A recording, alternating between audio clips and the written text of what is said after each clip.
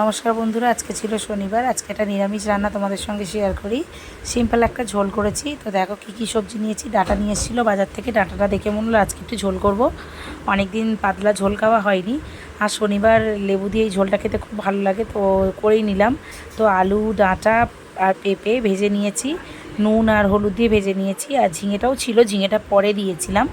আর সামান্য একটুখানি আদা দিয়েছি, আর 5 ফোড়ন দিয়েছিলাম ফোড়নের জন্য। আর কাঁচা লঙ্কা, কোনো গুঁড়ো লঙ্কা দিইনি, কাঁচা লঙ্কা 3-4টে দিয়েছিলাম।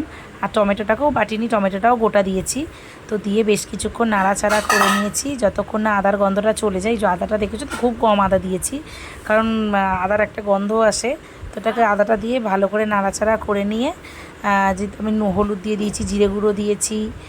আর এর মধ্যে জিরে গুঁড়ো, ধনে গুঁড়োটা খুব কম দিয়েছি, জিরে গুঁড়োও মোটামুটি দিয়েছি। দিয়ে বেশ ভালোভাবে নাড়াচাড়া করে নিয়েছি। 3-4টে কাঁচা লঙ্কাকে ফাটিয়ে দিয়েছিলাম।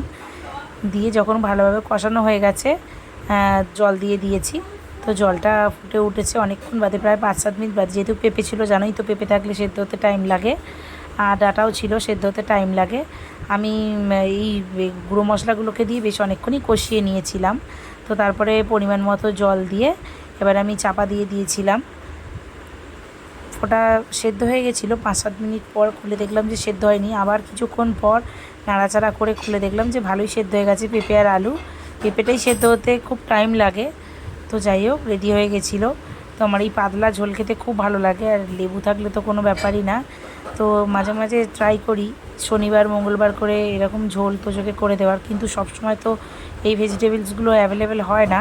ধরো ওই ডাঁটা অ্যাভেলেবেল থাকে না, তো করতে পারি না। তো আজকে পেয়েছি, তো রেসিপিটা তোমাদের সঙ্গে শেয়ার করলাম।